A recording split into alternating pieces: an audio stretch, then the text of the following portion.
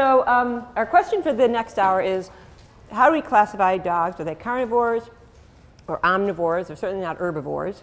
And why do we care so much? That's what really this is more about, is why is it so important? Because these days, omnivore has become somewhat of a fighting word when we talk about dogs. And so we want to look at how the dogs are classified and why, and how that impacts how we choose to feed them. So let's start by discussing this confusion of terms. And I think that's where one of the issues comes about, is in how we taxonomically classify the dog versus nutritionally what the dog actually consumes. So Carnivora is a taxonomic classification. It's the order which in dogs and many other species, including cats, are classified. Whereas the word carnivore, with an E, is actually a description of an animal's eating habits and nutrient needs. So it's a description of how they eat and what sustains them, what nourishes them. So they're two separate entities. Carnivora is the order within which the dog is classified. Carnivore refers to how the dog's fed. So here's an example. We're going to actually spend some time comparing the dog and the cat in terms of their nutrient needs and how they are similar and how they differ. So if you look here in the order, on the taxonomic order, Carnivora, both dogs and cats fall here. But when we get down to genus and species, the dog is usually classified as Canis familiaris. Some continue to classify the dog. There's not complete agreement on this. Some continue to classify the dog as Canis lupus familiaris, as a subspecies of the wolf. And the cat is Felis catus. So they split out at the family level, and then each have their own, obviously, genus and species. Within that order, Carnivora, even though it has the term Carnivora, there are actually many families and many species, and they range in their nutrient needs and their feeding habits, their feeding behavior. So we have the domestic cat, who is classified as an obligate carnivore, and we'll describe that in detail shortly. And we have the giant panda, who is completely vegetarian, but they are classified within the same order. And the brown bear and raccoon are both omnivores, and they too are carnivora. So we really cannot get away with saying, well, the dog's a carnivore with an E because they are classified in Carnivora. Not true, because there are plenty of examples of other animals in that very wide range of species that make up that order. So what then makes dogs versus cats different in terms of their nutrient needs, and how does this affect how we call them, carnivore or omnivore? So we know now that the dog is in the order Carnivora, so is the cat, but there are plenty of animals in those species, in that order, that are not carnivores. What about then their feeding behavior and their nutrient needs? Cats are specialists. They are obligate carnivores. And what that means is that they either have never evolved to be able to obtain all their nutrient needs from plant matter, or they lost that ability.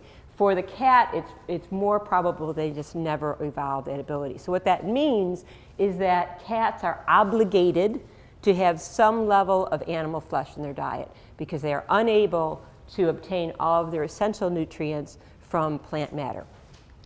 They primarily hunt. Steve Dale had a really nice talk about cat behavior this morning, and he talked about the fact that they usually consume food only through predation. And I put usually in here because cats will scavenge when they're starving, but it's not their preference. They will prefer to hunt. They require meat, which we refer to as an animal source protein, and fat for several essential nutrients. So some of the essential nutrients that they must get from their diet, they cannot produce in the body, only come from basically animal flesh. They do not come from plant. And this is one of the main differences between cats and dogs. So as far as these nutrients go, there are more than three, but I'm going to identify the three primary ones. Cats require a dietary source of preformed vitamin A, or retinol. That's only found in animal tissue. They require a source of arachidonic acid. Arachidonic acid is only found in animal fat. And they require a source of taurine. again, only comes from animals. So the fact that these 3 nutrients, which are essential for life, are not available to the cat from plant sources, that is what makes the cat an obligate carnivore. The dog is considered to be a generalist. The dog can obtain food by hunting and scavenging, and we'll talk a little bit in greater detail about the scavenging abilities and the scavenging behavior of the domestic dog very shortly. They can derive all of their essential nutrients from plants. That doesn't mean, I'm going to say this over and over again, that doesn't mean that that's necessarily the best way to feed them. It just means they can do it. That's all. There's no moral judgment on how we should feed them there. It just means they can. So they can be fed a vegetarian diet because they can get all of their essential nutrients from plant material. Cats cannot. So again, we'll use the same 3 that I just identified in the cat. For vitamin A, dogs are able, just like humans, to basically split beta-carotene, which comes from many plants. Carrots is what people think of first, but it's present in many green vegetables. They split beta-carotene to provide their own retinol. So they do not need an animal flesh source for preformed vitamin A. As far as arachidonic acid goes, it is produced by the dog from linoleic acid, which is an omega-6 fatty acid that's found in many plants. Cats have a limited ability.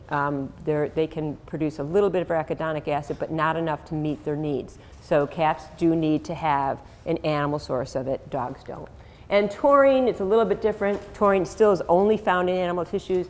Dogs have a lower need, and they switch to using other compounds for the uses of taurine in the body. What's interesting about taurine is that there's some very recent evidence that certain breeds of dogs, this appears to be very breed-specific, golden retrievers actually have been identified most recently, may have either a higher requirement for taurine or a metabolic difference, or they may react differently to the way taurine is supplied in the diet. So there is some evidence recently that taurine may be an issue for some breeds of dogs, and especially large breeds of dogs.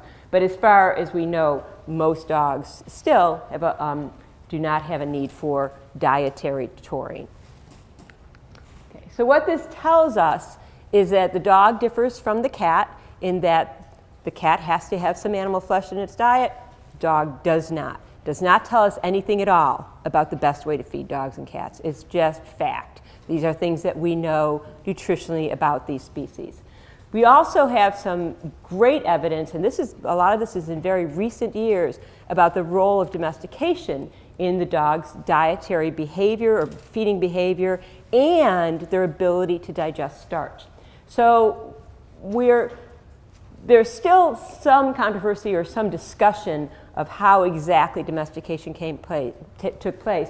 But starting with Ray Coppinger's work quite a few years back now, he was one of the first to talk about dogs as camp scavengers, and that the first stages of domestication were non-intentional, that basically humans, as we were evolving from migratory species, nomadic species, to a farming species, and became more settled, and we actually started living in permanent settlements. We had garbage that was associated with our permanent settlements, and the wolf of that time, the dog's ancestral cousin, then exploited that new niche and basically became a camp scavenger.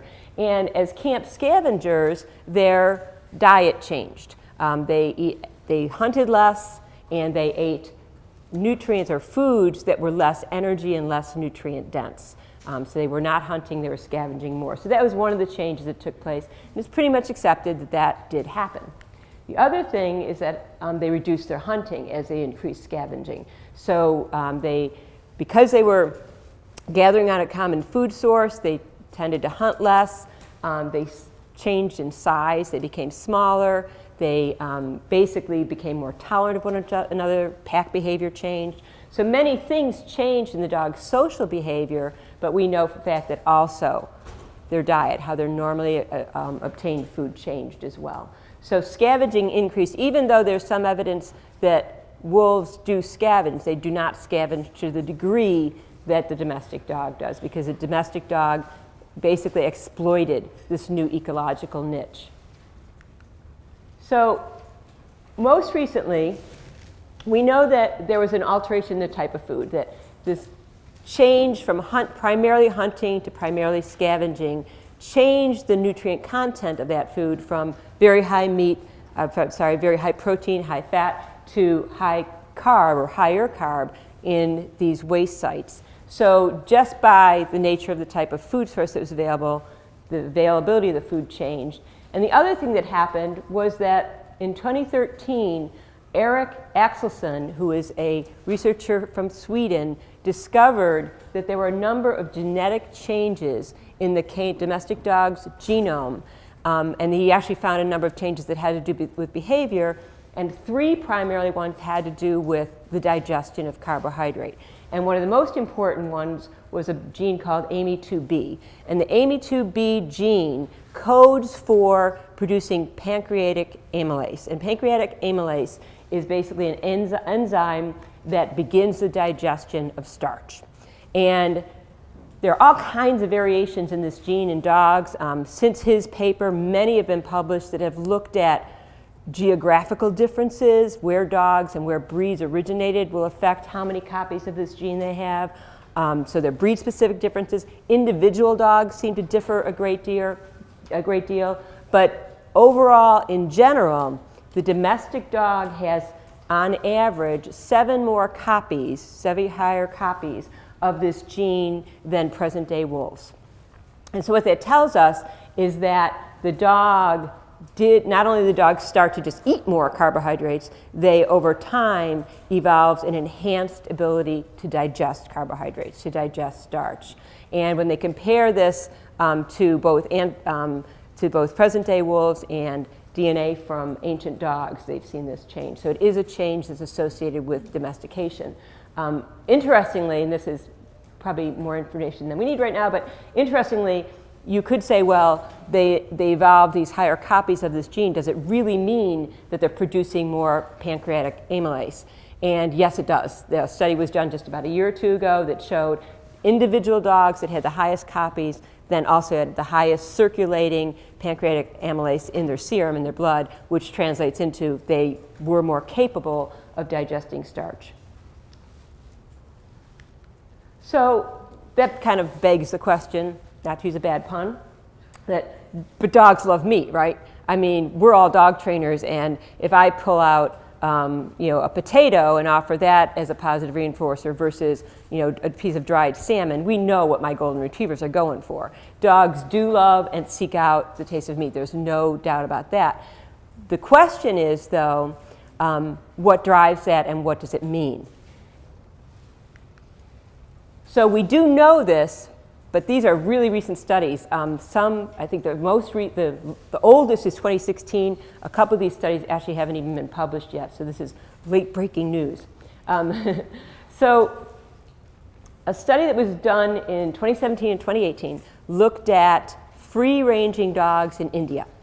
And what they wanted to know, these dogs exist primarily on scavenging. And they hunt very little. When they do eat meat, it's still waste meat, it's still garbage. And they may hunt mice or things that come along, but they primarily scavenge, and they have been doing this for many generations. They're a very highly studied, free-ranging population of dogs in India.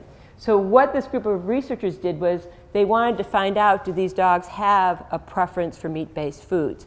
And what they did was they had a way, it was kind of sneaky, they had a way of disassociating the smell of the food that they provided from the actual meat content. And what they found out was that smell was the driver, scent was the driver more than the actual meat. So they would look at to see, well, if it's bread and it's soaked with a very high concentration of chicken broth, how preferable is that to kibble that's soaked with water? They went for the high concentration chicken broth every time. They would eat everything, but they were drawn to the scent of meat. So that's kind of interesting because that means they're selecting, at least these dogs were, because hold your hat on there, things change. At least these dogs were selecting based upon the scent of meat. They then tested these dogs' puppies. And they were wondering, is this an innate, inborn tendency?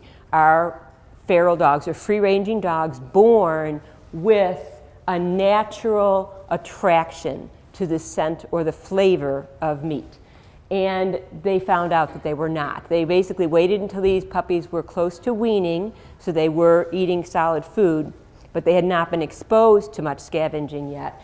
And basically, the puppies' rule of thumb for eating was sniff, then eat, sniff, then eat. So they were very indiscriminate in what they ate, whereas the adults would do sniff, sniff, sniff, sniff, eat. So the adults would check everything out, find the one that had the highest meat smell. And I'm making a real important distinction here between the highest meat smell and highest protein, because in these studies it was disconnected. It wasn't protein that was driving it, was the smell of meat. And in the puppies, in this study, we can't say this is conclusive, of course, but in this study, the puppies seemed to have to learn that from their mother. They had to learn from adults and the other adults what their food preferences were. This isn't really groundbreaking because there's plenty of evidence in other species, including the dog, definitely in cats, that food preferences are learned and they're learned very early in life. In fact, cats are notorious for getting fixed food preferences where they learn something early in life, they don't have a variety of foods offered to them, and they fixate just on that one thing. But it's kind of groundbreaking in that surprising that the puppies did not seem to have an inborn preference. But this is where it gets really, really complicated. Another group of researchers is totally unrelated to the Indian work. And these are a couple studies. They first did this in cats. They wanted to know, can cats, which are an obligate carnivore, can they self-select a diet that has the correct nutrient distribution? So can they select a diet that is healthful for them without having any intervention? The reason, everyone will be like, well, of course they can. Actually, historically, the approach and the premise has been that all animals eat first to eat their energy needs. I was taught this in grad school. It was like the golden rule. Energy first, then worry about the other nutrients.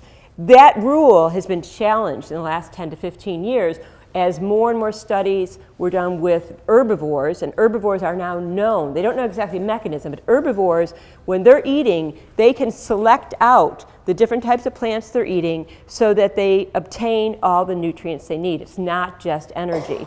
And again, if you think about that, it's pretty amazing because they're actually balancing their diet just by self-selection. Again, it's not really known how they do that. It was thought that carnivores and and species that are a little more carnivorous, such as a dog, did not have that ability, and the reasoning was they hunt, and the animals they hunt are a very dense source of all nutrients they need. So there was never any evolutionary selection or any evolutionary pressure on them to develop that ability. Well, lo and behold, cats can and do this. And most recently, dogs were studied. And what they found is that when allowed to self-select, dogs will select a diet that's pretty darn high in protein. 30% might not look that high to you, but this is on an energy basis, so it's quite high. 67% fat on an energy basis, and only 7% carbohydrate. So dogs preferentially, even though they can and do digest starch very efficiently, they choose not to. They still are going back for what is closer to a wolf diet. If you want by comparison, wolves will select even lower carb. They only select about 1% carb. So this is interesting stuff. Another caveat to this, because it's a complicated story, is that in these studies with the dogs, these are all domestic dogs, they also tended to overeat. And so the one study that was done that gave them the ability to select as much as they wanted, the dogs gained almost 3.5 pounds in 10 days, and they were medium-sized dogs, so they really porked out.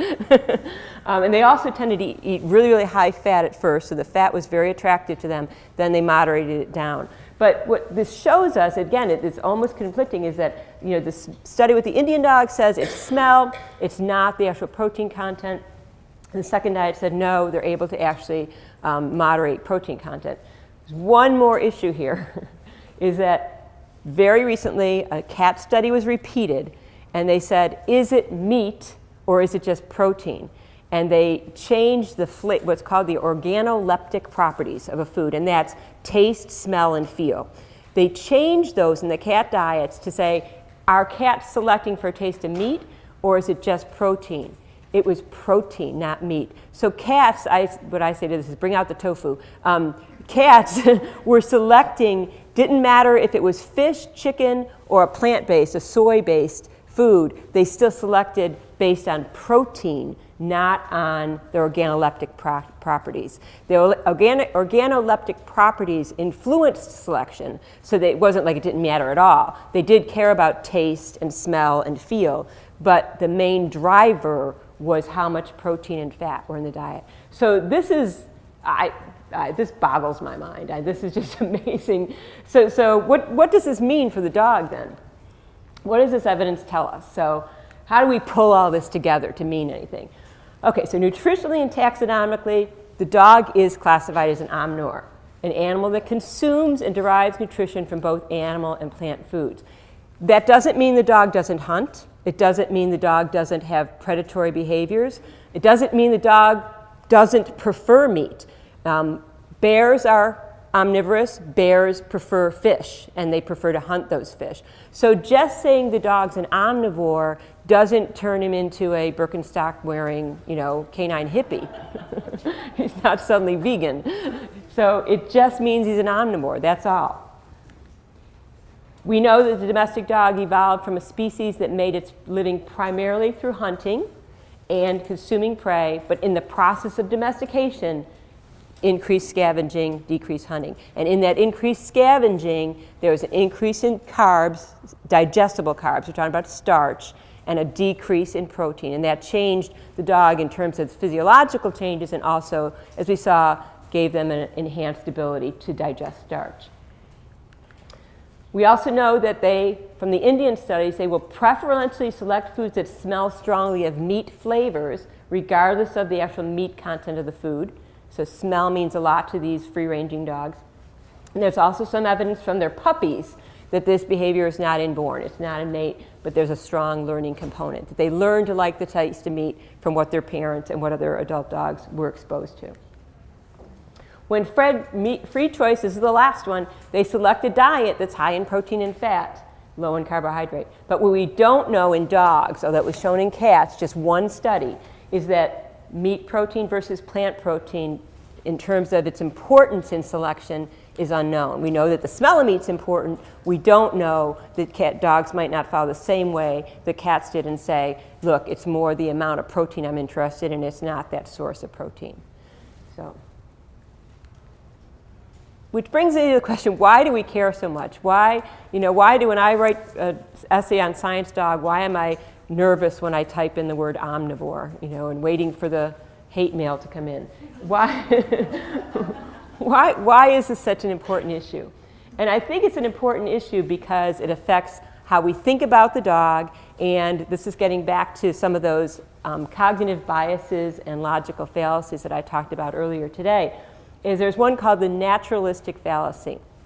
And we like to think that we provide as much as is natural for a dog's life as we can. We talk about choice a lot these days. What can we give the dogs to choose from, which is a wonderful way to work with dogs, but it has to do with this natural fallacy too, in that we want to do what's natural for them, whatever that may be.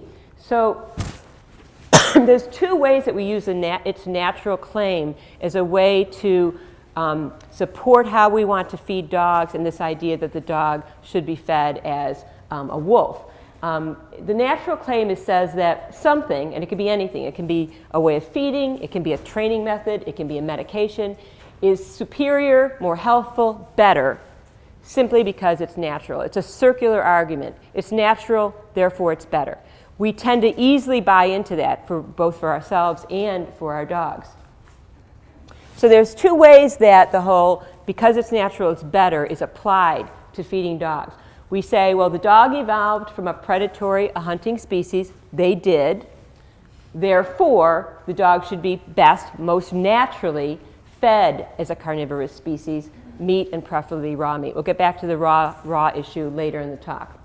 So that's what the claim is made. And we already know now that, yes, the dog did evolve from a carnivorous species, but we also know that the dog has changed. The dog has an enhanced ability to digest starch. That's a known. We know that the dog scavenges more than its wolf ancestor. So how do we respond to the first claim, to claim one response? Dogs and wolves do indeed share a common ancestor. Today's present-day wolf is actually the dog's cousin, just like the chimpanzee is our cousin. They're not their ancestor, but they share a common wolf-like ancestor. Dogs are capable of both hunting and scavenging. Scavenging has increased since they became domesticated. They do not have a nutritional requirement for animal source protein, and they can digest starch, and they do have a strong preference for the scent and taste of meat. However, dogs are not wolves. So the easiest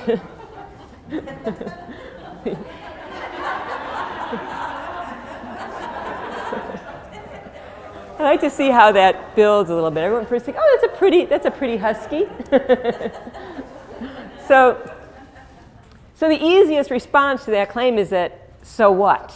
You know, dogs aren't wolves. Even if you do want to buy into this whole it's natural claim, it's irrelevant because dogs are dogs. We need to feed dogs according to their needs.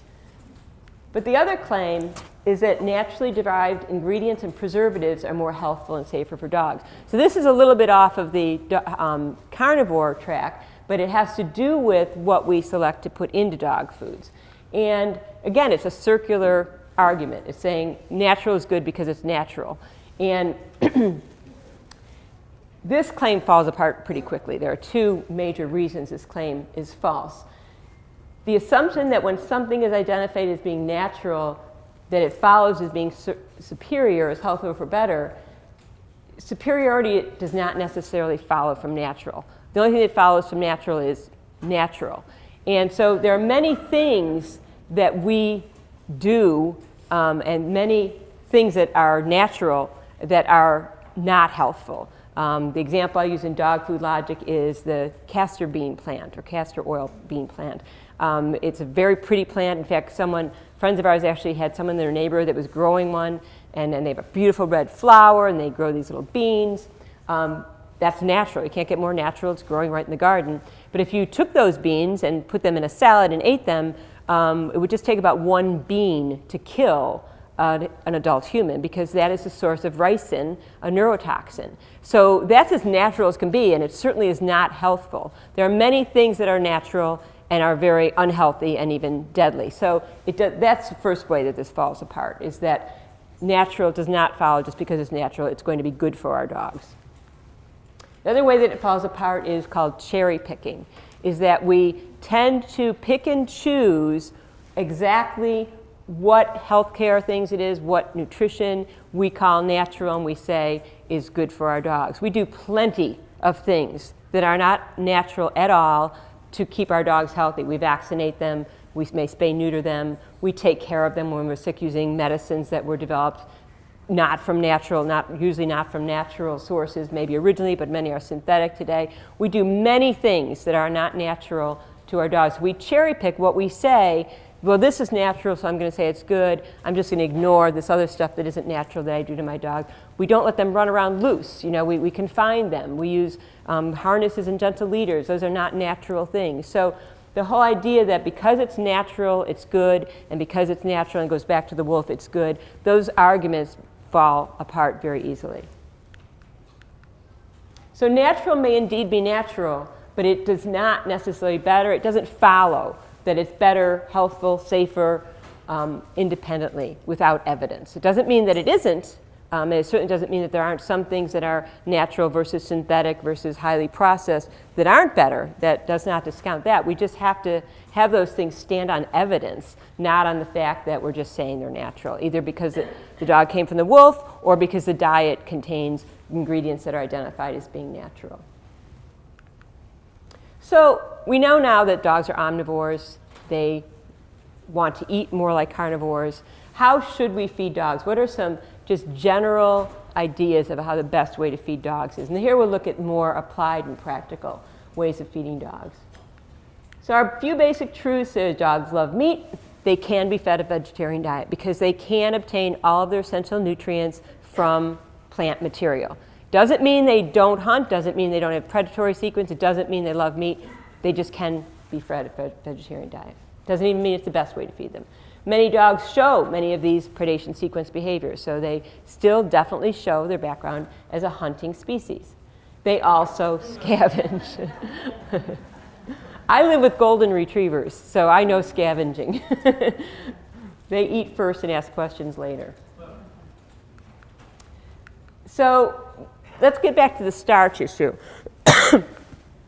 When I mentioned earlier, dogs have higher copies of the AME2B gene and that enhances their starch digestion. We really have to actually drill down into this a little bit deeper.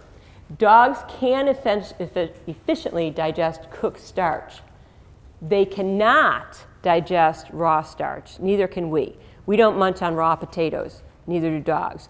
To give you some values, if you fed a dog very finely ground corn or wheat or barley, the starch in that, and did not cook it, the starch in that would be 55 to 60% digestible. And that would mean if you fed 100 grams, 55 to 60% would end up in the dog, 45 to 45% would end up in their gut being fermented and eventually in your yard as feces. That's a really low digestibility. When you cook those grains, when you cook that source of starch, digestibility goes up close to 100%. It's highly, highly digestible. It's exactly the same for humans. So we cannot digest raw starches. We digest cooked starch very well. Dogs very efficiently digest raw protein and fat. So do we. So when we look at the digestibility of a diet, you have to consider what macronutrient you're talking about. This is an important one, the digestibility of meat meals.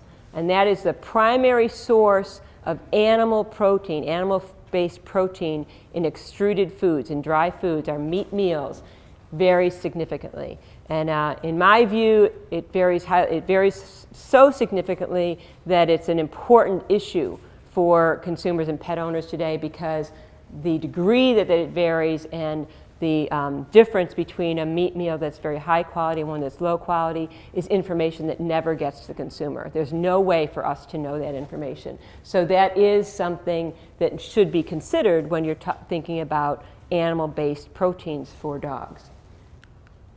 But what about grains? There's a very strong anti-grain movement, if you will, or fad, if you will, in feeding dogs today. So we know that grains are the seed or the kernel of agricultural grasses. Common grains that are used in pet foods are corn, rice, wheat, and oats. Quinoa, barley, and sorghum are also used. These are all grains.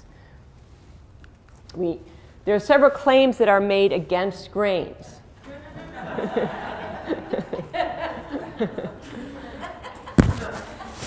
And these are the three claims, the main ones. Dogs cannot digest grains. We already showed that they can. Grain ingredients are included as filler, and grains cause allergies in dogs. So what are the facts about grains in dog food? The facts are that whole grains contain three primary components: the bran, which is the fiber component, the endosperm, which is the starch component, and the germ, which is the protein component. They are not included in foods as primarily protein ingredients unless you're using a piece of it, like the corn gluten meal that comes from the gluten part of the corn. So if you're including the entire grain, you're really including it as a starch source. And as I said earlier, dogs can't digest it when it's raw. Even if it's ground finely, they can and do digest the whole grains when they're ground. And they cannot digest whole grains unless they're ground, but then even then it's going to be very, very low digestibility. If you cook whole grains, it's still not going to be very digestible because you have to basically break up the outer portion of that grain in order to make the starch available to the dog. So it's true that dogs cannot digest grains. They cannot digest uncooked whole grains, but they can digest the cooked starch from those grains.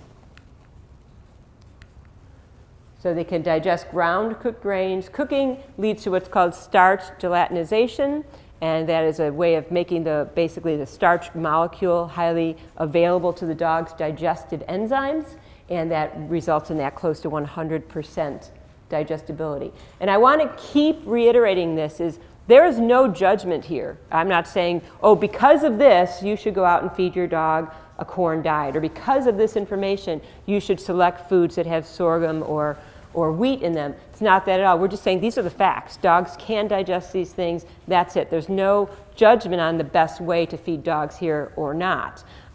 That information we can cut it other ways, but these are just facts. So cooked grains provide energy. It's actually a good energy source. Nutritionists will say that starch, well-digested starch or highly digestible starch, spares protein in the diet. What that means is it provides calories, so it spares protein from being used as an energy source. And that's another truth. It provides some protein, fat, fiber, vitamins, and minerals as well.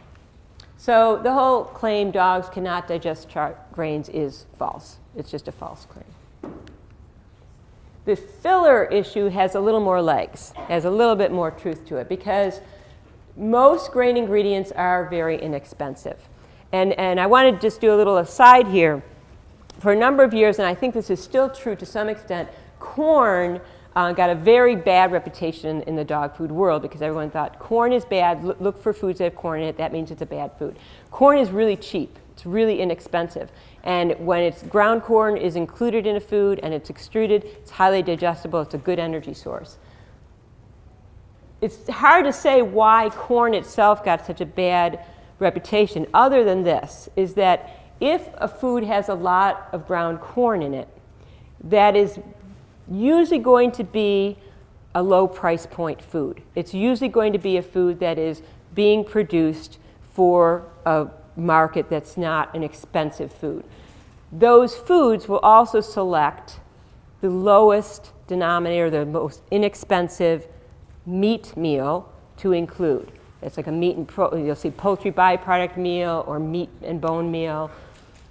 The consumer can't tell anything about that meal, as I said earlier. But that meal is probably more the reason dogs react badly to those diets than the corn. Corn's kind of like the canary in the well. You know, the canary that in the well, no, canary in the mine. Mixed metaphor. I'm great at mixed metaphors. Canary in the mine. I don't know what a canary would be doing in the well. Corn is kind of like the canary in the mine that, you know, if the canary dies, that means something bad's going on in the mine. Corn plays that role in foods, in my view, in that if there's a lot of corn in the diet, it's not the corn, it's the other stuff that's in there. So that's probably part of it, is that this filler thing, most grain ingredients are cheap. They're included as split ingredients, so you'll see a lot of them in there. And they do primarily provide energy. They are not a concentrated source of protein. They're not a concentrated source of vitamins and minerals. They provide some, but not a lot. They're a pretty good source of fiber. So the filler idea, you definitely could see a little bit that it has, again, has some legs in truth. And they provide primarily filler. So is that filler? You know, hard to say. And the allergies issue, first of all, food allergies are not common in dogs. So most allergies are atopic disease, something from the environment, or contact allergies or flea allergies. Those are the top 3 for allergic reactions in dogs. So first of all, it's estimated it's less than 5% of itchy dog problems. And when we do see allergies, it's to the proteins found in very common food ingredients: beef, dairy, chicken, wheat is in there, and egg. So plant and grain ingredients are not identified as the #1 cause of allergies in dogs. Wheat is the most of food allergies at about 15%. So when you look at dogs actually have food allergy, wheat's about 15%, but that also is pretty far behind beef and dairy. So let's talk about raw diets then, because the whole issue of is the dog a carnivore does have a lot of, it centers oftentimes around this idea of, well, then we feed the dog like a carnivore, we must feed the dog raw. So there are many claims that are made for raw diets, for and against them. What I'm going to do is look at those that are for them, those are against, and once again, we're just going to put the facts on the table, what we know about raw diets and what we don't know. The claims are that they're more digestible, higher nutrient availability, and therefore more nutritious. There are also claims for health benefits: improved overall health and vitality, enhanced immune function, increased energy and improvements in skin and coat condition. And these are just a few. There are many, many claims for feeding a raw food over, usually the comparison is with a commercial extruded diet, but it could be with anything overcooked food. So they'll claim they're more digestible, high nutrient availability, and there are many health benefits as the general claims to promote using a raw diet for dogs. What about those who are opposed? What do they say? Why do they say we shouldn't feed raw diets? And there are a couple strong claims. One is that they often are nutritionally imbalanced. This was very common for a long time. It has very little merit anymore because there are many raw foods that are perfectly well balanced nutritionally. But when they were first on the market and when people were doing it on their own, and for those that are continuing to do it on their own, there probably is a higher risk. But in terms of commercially available raw diets, they are nutritionally balanced. But you'll still see this as a claim against them. Risk of foodborne illness, that's probably the strongest claim that people will make, is that handling raw meat, feeding it to dogs is a risk of foodborne illness, both to the dogs themselves and to the humans that they come in contact with. And the third is there are no demonstrated health benefits, that we just don't know are these health benefits true that are claimed for them. So those are the two major camps of this is good about raw, this is bad about raw. So what's the truth? First and foremost, are raw diets nutritionally balanced? They definitely can be. They definitely can be and are. So I don't think this is even controversial anymore, except, and again, many of you work with clients, except for folks who are producing their own raw food and say, oh, dogs are carnivores, therefore all I'm going to feed my dog is muscle meat, and away we go. That is definitely going to be an imbalanced diet and is not going to be healthy for the animal. The other issue, this is segueing a little bit, is turkey necks or chicken necks. You probably all aware of this problem with hyperthyroidism. That's a problem too, because when necks are fed, they're not dissected from the thyroid gland, and dogs can actually go into thyroid toxicity if you feed a lot of necks to them. So there are issues with raw diets, but they can be nutritionally balanced, and they are. They definitely are. Are they more digestible? This is one that is a little nuanced. It depends. We know now that dogs digest raw meat and fat very well. They're very efficient at it, so are we. However, we definitely know you put much starch in that diet and don't cook it, you're going to be picking up lots of poops in the yard. It's going to very much decrease the digestibility of that diet. And it takes a certain amount of cooking to actually thoroughly cook starch, to gelatinize it, to make it so that it's digestible to the dog. So yeah, in general, if the food is high in meat and high in fat, it's going to be more digestible definitely than an extruded diet. If it's got a lot of starch-based ingredients, the digestibility is going to plummet, and you'll see that. Are raw diets safe? They can be. Again, there's a new way of pasteurizing. Again, if any of your raw feeders, you're probably aware of this. It's called high pressure pasteurization. It's a way of treating raw diets that the pet food industry a few years ago actually passed a regulation that producers of raw foods are going to be actually required to use this. It makes the chance of foodborne illness much, much lower. So they, oops, did I do that? Sorry. So it does reduce the safety risk. But again, if someone is just using meat from either that they've gotten as byproducts from their butcher, or if they're not taking care in preparation, there certainly can be risk of foodborne illness. And there are some documented studies that show even commercial foods, there is a salmonella risk, but so is there for dry extruded foods. So it's a little disingenuous to say, oh, raw foods on the market, they are all going to be at higher risk for salmonella and other types of foodborne illnesses, foodborne organisms, when we see those same things happening in dry extruded foods. So certainly they can be. Are there demonstrated and documented health benefits to feeding a raw diet?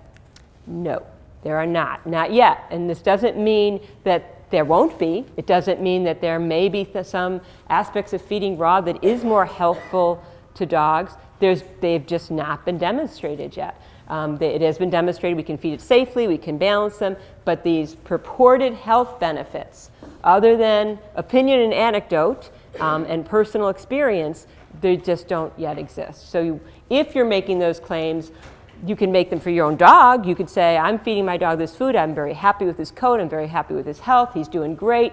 My dog does great on this food. What you can't do is say, every dog should feed this food because it's a really good food and it also has all these benefits, because we need to do group studies. We need to understand what the overall benefits are to other dogs first. How about if I finish and then we'll go to, thank you. So summary, and I'm almost finished. Are we doing time? Oh, good. So in summary, the dog is classified as a carnivore, but they're nutritionally omnivorous. It is not a fighting word. It just means they can eat plants and animals. They do eat plants and animals and derive nutrients. Doesn't mean they don't hunt, doesn't mean they have a predatory nature, doesn't mean they don't like meat. They can digest cooked starches, including those from grains, highly efficiently. They enjoy and thrive on meat-based diets. High meat diets can be nutritionally balanced. We didn't talk about it much in this talk, but as I mentioned earlier, the study that let dogs self-select did show that those dogs gained a lot of weight in a short period of time. That might have ratcheted down as they became more accustomed to the diet and started to self-select better, but you do have to consider that a food, even an extruded food that's really high in protein and fat, really low in carbs, is by definition going to be very energy dense, going to be very calorically dense, and dogs may and often do overconsume those foods, or overfed and gain weight. So they can be nutritionally balanced, definitely. You just have to be aware that they're also going to be pretty calorically dense.